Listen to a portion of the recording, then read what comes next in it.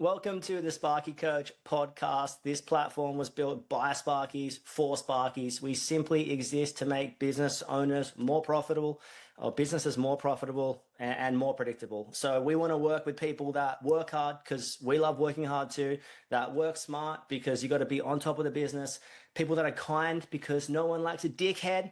Am I right? People who want results because that's what we're here for, right? And people who want to be part of a like-minded community. So if you're interested in hearing more about the platform, please reach out and enjoy the podcast. A scrub is a guy that can't get no love from me. I don't want no scrubs. TLC. We are, in fact, talking about average staff members, or as I like to say, scrubs. And isn't it funny in business how you can start with these noble and grand ideas and ideologies. I'm going to do this. I'm going to do excellent work for excellent people with excellent materials. I'm going to make excellent money. And all of a sudden, you get busy and you hire and you land a scrub. You land a scrub. Now, I will say, the larger the business, the more you can have an average staff member with the right kind of work. So if someone's just throwing panels on a roof or setting cable tray up or doing sort of mundane, monotonous, the lower the skill, the lower the skill level needed, the lower the skill level for the staff member. It's pretty much like McDonald's flipping burgers. We spoke about that last time. Can you train a 15-year-old to do it? Yeah, I can train a 15-year-old to do a monotonous skill repetitively, but turbo psycho switchboard work, nah, that's reserved for the elite. Look at yourself in the mirror and say, I am elite. So this is interesting because we're talking about, I don't want no scrubs, but so often, and specifically in our program, when people first come on board, you go through what's called the Beastimator. So you get your break-even rates, your margins, your forecasting. It does everything besides make dinner for you, pretty much. But it just does everything. It's actually insane. Sometimes I look at it and I'm like, who built this thing? I'm like, I built this thing. Trade God inspired, sent down from a mountain in a tablet straight into Google Sheets. Crazy. But it's amazing how often good to great to excellent staff, business owners end up with average staff members. And I know the theory, like you want to work with weapons, and I really encourage everyone to read No Rules. It's a book by Reed Hastings. It's the founder of Netflix. They just have a hire A players. You hire the best people in the industry and you let them cook. You hire the best people in the industry and you let them cook. Shout out to myself, who we do every week on a Thursday. We have what we call a sub-million club and a plus-million club. So the sub-million club is anyone doing $1 million or less in revenue. And Brad Hibbard runs that, Hibbard Electrical, based out of God's country, aka Tasmania. And he's an absolute weapon. He's the guy you want in your corner. Now, we do a whole lot of one-on-one and group coaching. You kind of need both, I feel. And as long as it's good, as long as there's no dickheads. And then anyway, and then we have a no dickhead policy, in case you're wondering. So we don't allow them. So coming into, and then Tommy runs our Plus Million Club where they get together. It's a great community session. I was looking at it the other day. This is about a month ago. I haven't even talked to these guys about it, but I was looking at it and I had some thoughts, and I wrote them down. Like, hey, I reckon we can get better in here, and here.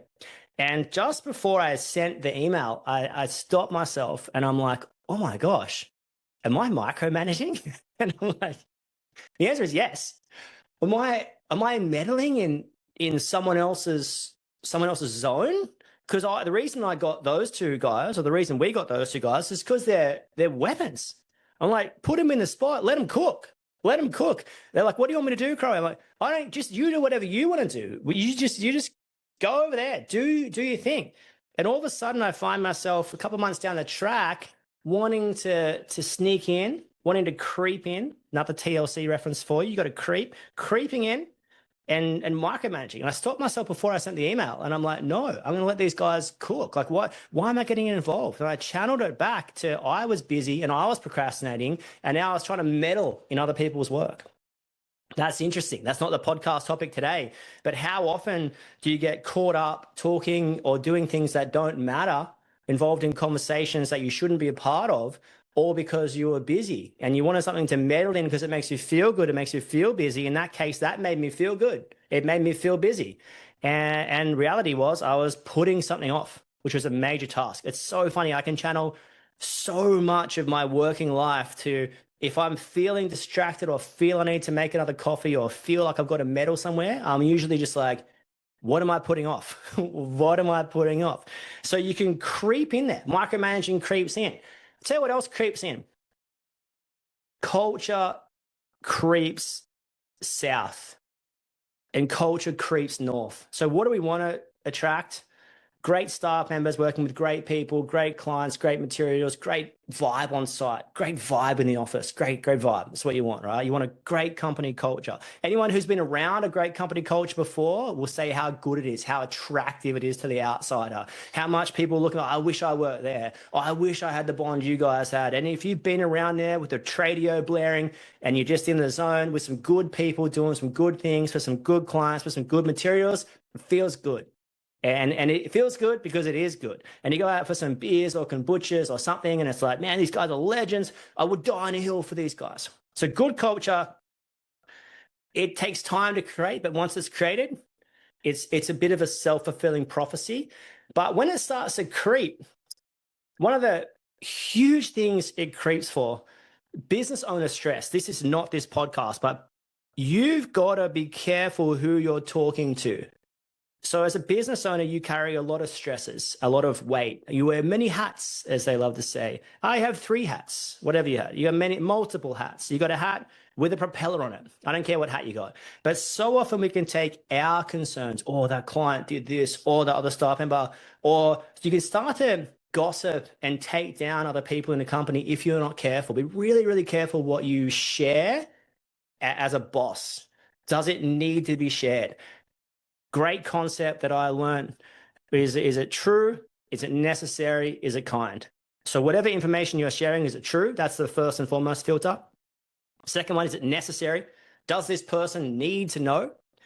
Honestly, more often than not, no, they don't. The third one is it kind? So if it's true, is it necessary? Is it kind? If it goes through those three filters, you can say it. If it doesn't go through and I'm talking specifically about the necessary part at this point, because it's not necessary to speak negatively of clients to other staff members, it just drags the whole company culture down. Also, average staff members infiltrate the system, don't really notice it at first. And the drama of having an average staff member around is that eventually they're going to be lifting panels up. They're going to be putting cable tray in, drilling 12 mil holes, whatever they're doing. And eventually, once you get busy, push is going to come to shove, and they're going to go to Bob's house or Betty's house. And they're going to, Bob and Betty, or maybe your major client is going to be the right client, and you're going to send the wrong person there. And that's bad. If you've got the right clients and you're sending the wrong people, there's a big disconnect there. If you've got the right staff members and you're sending the wrong people around them, big disconnect there. A players want to work with A players. Was the last person you want to work with someone who sucks at their job? Now, we know excellence is twofold. Excellence is being good at your job and having a good attitude. That's really, really, really, really important. Excellence is being good at your job and having a good attitude, or being excellent at your job and having an excellent attitude. They're the people you want to employ. It's no good being incredible at your job and being a punish to be around. And there's no good being amazing to be around, but you're no good at your job. So that's the hardest people, I think, because everyone's like, oh, he's so nice, or she's so nice. I'm like, I don't care. They're not performing the job. They're not flipping the burgers. We need to find someone who's flipping the burgers. And they're not performing. They're going to cost you your staff members or your clients if you keep them around, but you keep them around because you're nice, but you're just not even that nice. You're not being truthful. You're not being honest. And you're not being honest because you can't confront the fact you made a bad decision, or you hired the wrong person. You put the wrong person in the right spot. It's eventually going to bite you. It's eventually going to get you, like a downlight snapping on the fingers. Snap. It's going to get you. It's going to get your fingers and you're going to be like, yeah, nah. And it was self-inflicted. And there's a theory called the iceberg theory. And if you think about an iceberg, when you see an iceberg, the theory is that you only see 10% of it. The bit that's exposed, you're seeing 10% of the iceberg. So the danger lies where? What lies beneath? The danger lies beneath the surface. And when you're seeing an underperforming staff member, when you see an underperforming staff member, I promise you're seeing 10% of the issue. 4 times last week, someone had an underperforming staff member they held on to for too long. It's amazing how my week runs in rhythms a lot of the time. And I heard the same story on repeat. I could have actually just been an AI voice recording. I'm sorry, Bev, I didn't mean that. I could have just been an AI voice recording, right? Psycho. I was just listening to people go, I knew they were the wrong fit. I kept them round because I felt bad. Now they've cost me something. They've cost me a good staff member. They've cost me a good client. And have you ever noticed when an average staff member ends up leaving, what happens? All the stories start to spill out because you only saw what? You only saw 10% of the issue. So you're seeing the 10%. Oh, it doesn't look right. Oh, far out. That's bad. Dun, dun, dun, dun, under the surface. Dun, dun, dun, dun. It's like a horror movie. All of a sudden, staff members start to come forward. And they're like, oh, this is what happened here. Oh, my gosh, we didn't tell you? This is what happened. And I'm like, why didn't you tell me? You didn't tell me this stuff. Clients like, oh, yeah, I was about to not use you because that person did this. And I didn't know. So if you see there's an issue, if you can visually see an iceberg, you're looking at 10%. Where's the other 90%? It's going to come out after the wash. Now, I'm yet to see, correct me if I'm wrong here, I'm yet to see an average staff member who have a gut feel about turn it around. I'm going to say that again. I'm yet to see an average staff member who you've had a bad feel about turn the ship around. Now, I know what everyone's going to say, put them on a performance review and this, and this. It's so hard to put someone on a performance review. It's so impossible. You can get done for unfair dismissal, whether you do the right thing or not. It's psycho. It's absolutely psycho. You've got to have a really, really solid probation period of 3 to 6 months where you're vetting them. This is their trial. People can come across however they want in an interview, but after 3 months of working with someone, you know. Referencing my story, I had this apprentice one time who shall remain nameless. And the first time I was in Oyster Bay, God's country, Sutherland Shire, walked up the stairs of this upstairs renovation we were doing, and I saw him stripping cable, and I just had a feel. I was like, this is not the guy. This is not like, have you ever had that feel before? This is not the guy. This is not the girl. This is not the guy. 4 years later, literally swear 4 years later, we had to let him go. And because he wasn't quite up to speed as a tradie, so I was looking at this person that I had created, that I had fostered, that I had managed, come through the ranks of our company, good company, I might add, not perfect, but good. And now I needed a tradie, and I had failed to create what I needed. I had my opportunity, I had my 4 hours, I had my 4 years, I had my 4 years of window to create it. I had the right time, but I had the wrong person. I had the right environment, I had the wrong person. I had the right clients, I had the wrong person. I had the right staff members, I had the wrong person. I had the right work, I had the wrong person. So the right environment, it was the wrong person. It was the right temperature. Shout out to Sean Paul. It was the right temperature. It was the wrong person. And I'm looking at this, and this is why if anyone ever sees me be ruthless on this, it's because I've learned the hard way. And I see people come in our Beast Tomato initial sessions, they're like, it's amazing. It'll pour out of you. It's like, oh, I got this staff member. It's like, oh, how you going? How's everything going? Oh, I got this staff member. Ding, ding, ding, ding, ding, ding, ding, ding, ding. I got this staff member. Let me guess, they're underperforming. Yeah. How long for? Ages. As soon as they started. As soon as they start. Now, I'm not saying people can't turn it around. They can. It's pretty common to see good to great to excellent people turn things around. Hard work beats talent when talent doesn't work hard. You got to encourage the kids, encourage the staff members. Hey, you're going to go through rocky patches. The first important thing is, hey, you okay? Is everything okay? From there, hey, I know you're going through that. How do I help you be better at work? But good people turn it around. Average people, do they turn it around? Sitting with someone last week, their employee made a terrible mistake. You don't even want to know the mistake. I don't even want to say roughly the realm of what it is because it's so bad. And I don't want to talk about it. And they were like, maybe I'll keep him. Yeah. It's amazing what you can justify when you're in this zone, right? When you're in this headspace. And my encouragement to everyone is, if you weren't you, what would you advise yourself to do? If you were watching you, what would you advise yourself to do? Because you say you do good work with good materials, with good clients for good money, but you're working with a really average person. This person's going to cost you. And they sort of drew the bow out, and then it was another mistake, bang, done. Can average people turn it around? It's a rhetorical question. I don't know. I'm yet to see an average person turn around. If you've got an average person in your staff, you are allowing that. Every day you're waking up and you're like, this is okay. I'm happy with this. Well, you're not happy with this. You're lying. You're not. And I know you. I know our listeners. You're honest, hardworking, kind people. You're lying to yourself. You're not being truthful. This person sucks. They're going to ruin your culture. They're going to cost you staff. And how long will you do this for? How long? An iceberg only has 10% of its mass showing. A problematic staff member, you're only going to see 10% of the issues. The other 90%, it's either going to come out when they leave or it's going to come out slowly over time. Then how long will you draw it out for? How do you know if you have a problematic staff member? This is this big question. How do you know?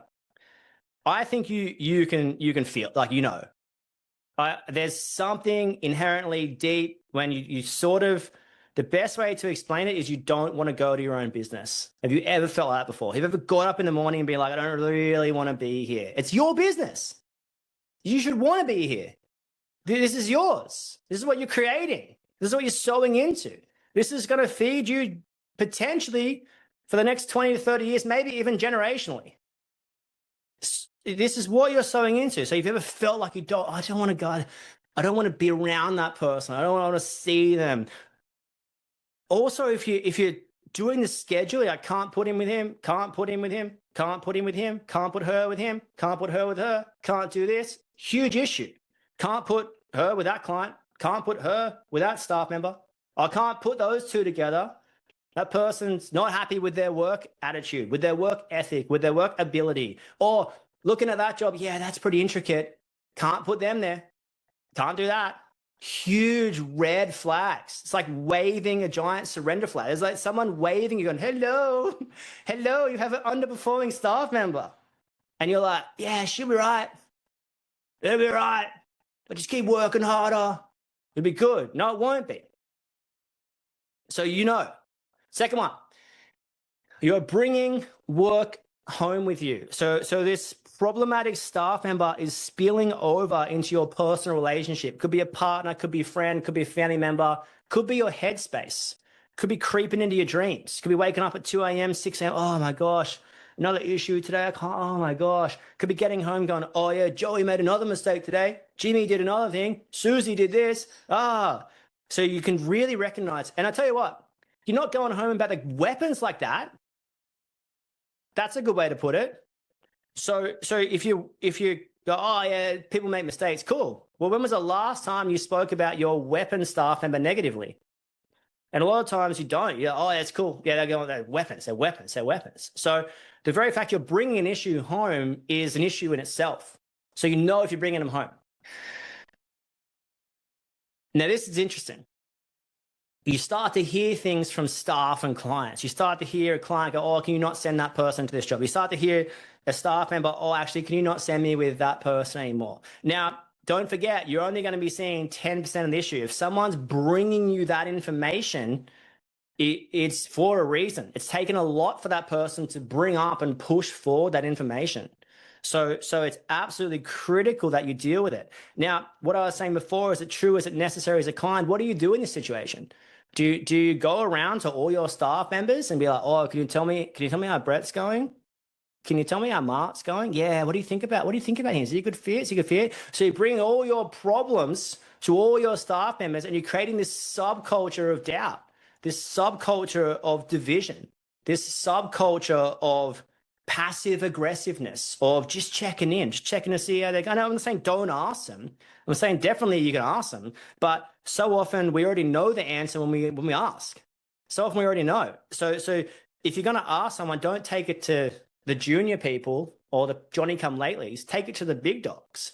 Be like, big dogs, got to have these conversations. You've got to give your employees full-blown ownership. If there's an issue with these people, I want you to come to me. I don't want to go to you. You need to come to me. Hey, I'm not vibing with this person. This person sucks. There's no way this person is a third year. This person said they got all this experience. They can't even hang a splitty on the wall. Crazy. I remember it wasn't my company. I was working with this subcontractor one day as an apprentice, and the client came in and she said, I don't know, it was like a 7 kilowatt split. So whatever size they are, like a meter, 1200, something like that, like wide. And it was definitely at an angle. It was, when you got the architrave underneath it, like is things at an angle, right? And anyway, the client comes in and she goes, oh, I think that's at an angle.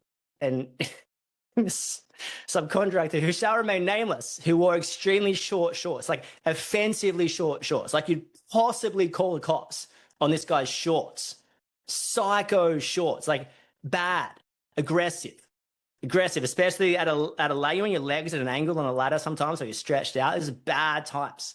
This is not appropriate. This is inappropriate. The shorts are too short. How did you get into these things? They paint? Psycho. Anyway, the client was like, oh, it looks a bit of an angle.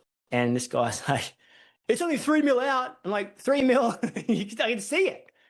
I can visually see it's out. You didn't fix it, right? It's crazy. Your average staff members will eventually, they're going to cost you your reputation. Your reputation took so long to build. And the measure on a cost of reputation is kind of impossible. Like you can measure the net profit of a job and be like, that was good. That wasn't so good.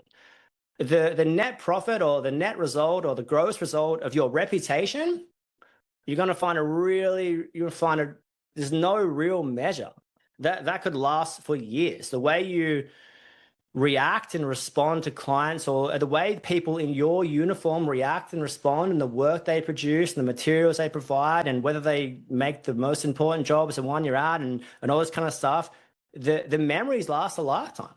And if you've ever had a negative experience with another company, you'll know exactly what I'm talking about. If I asked you, hey, tell me about that experience you had there. Oh my gosh, yeah, it was great. Forget me even asking you, you'd probably tell people. I had poor experience there. Now, no company's immune to this, by the way. No one is perfect, but far out, you want to be pretty good. You're never going to be perfect, but if multiple people are saying the same thing, there's an issue. If your staff members and clients and your admin people are all saying, oh, have you seen a bit worried about Billy? They're all saying the same thing. You got an issue. Kind of mentioned this at the start, but I wanted to wrap it up on this. How do you know if you've got an underperforming staff member? You have a gut feel something's off. I know you know what I'm saying. I know, because I know. You have a gut feel there's something not right in my spirit. There's a check in my spirit. My gut's off. I don't want to be in the room with this person.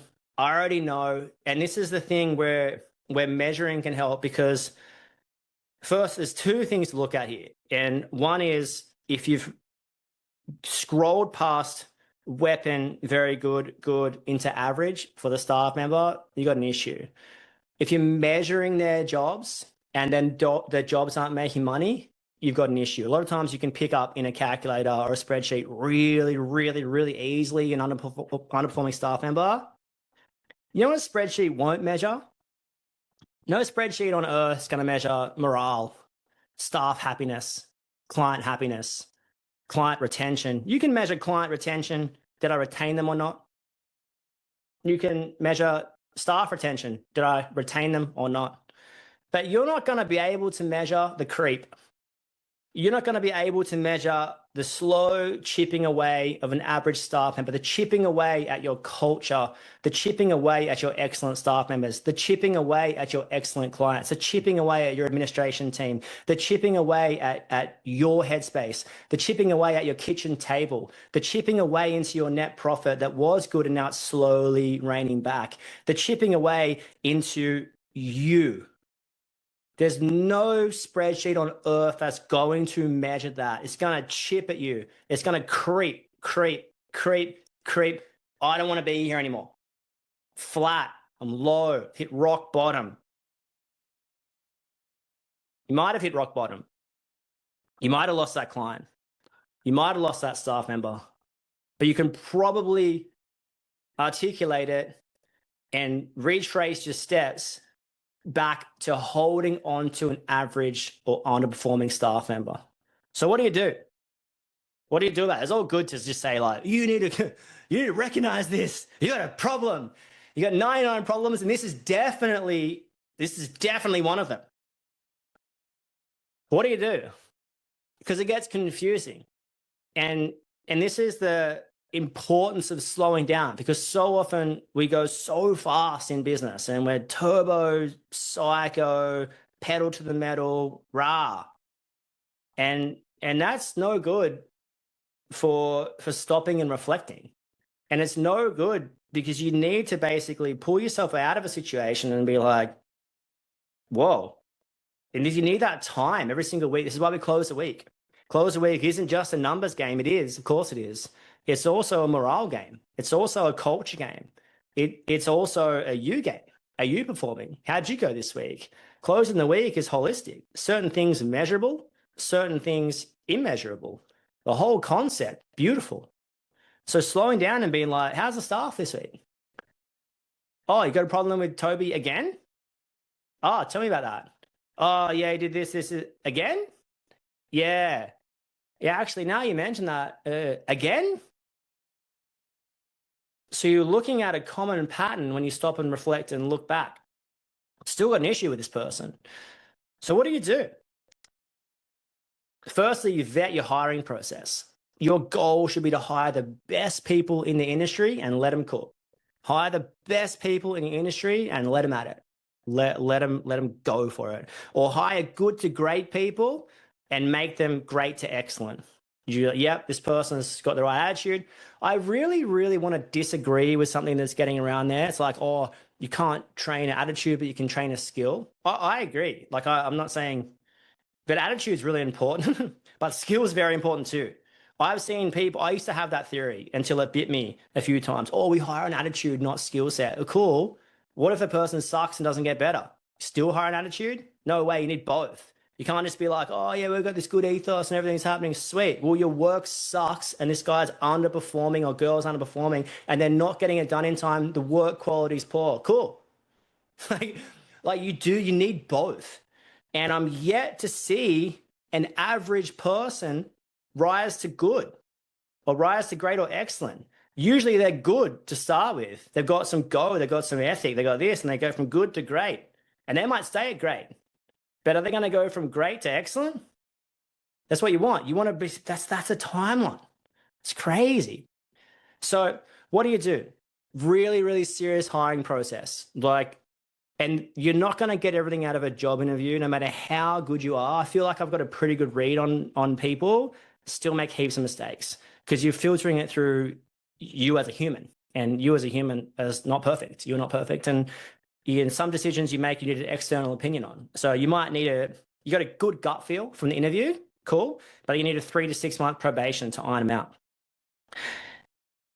So just, you don't have to keep the average people. The average apprentices, you don't have to keep. The average tradies, you don't have to keep. The average clients, you don't have to keep. You don't have to keep. You can amicably part ways. Hey, I'm so sorry, it's just not working anymore. I wish it was different.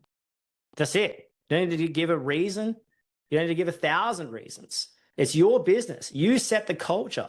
But life is too short and your business's reputation is too important to risk it to please an average staff member. So what you're saying is when you are unable to have the conversation with your average staff members, you are saying that that person's feelings or my insecurities having that conversation is more important than the business's culture, ethos, profitability. And that's wrong. That's wrong. As you got to basically the hierarchy of kindness, it's you have to look after yourself. Then there's the business. The business is the most important thing to please, right? Alongside yourself. Then down from that, you got your staff, your suppliers, your clients, your community, whatever, something along those lines. But when your staff rise above, your staff's needs rise above the needs of the business, you got an issue. You got a huge issue. When your clients, you're working for tool clients, or you're not making money on a job, and that's more important because you felt insecure, that's more important than the business's profitability, you've got to disconnect there. There's a break in the circuit, and the fault needs to be found. What was the fault? Now, this is interesting, right? Because fault finding electrically, you know what to do. You know what to do. You got a linear pathway you follow. Fault finding emotionally, hard, a lot harder. Was it my ego? Was it my insecurity? Did I put someone else's needs before the businesses? Well, did I feel bad? What happened? Where did it go wrong? So make no mistake, I want to land the plane right here. Bad culture doesn't just take over. It creeps in. It usually creeps in through average staff members. And that might be their attitude or spirit or their work or both. It's usually creeping in. It's when they go unchecked and then they set the culture. And your business has no place for it. My encouragement to let them go. You got an average staff member, just got to let them go. Forget about it. You'll be letting them go will force you to fill the hole with a good staff member, or to do more with less, or just to do for less clients for more money. So you got options. That's not your only option.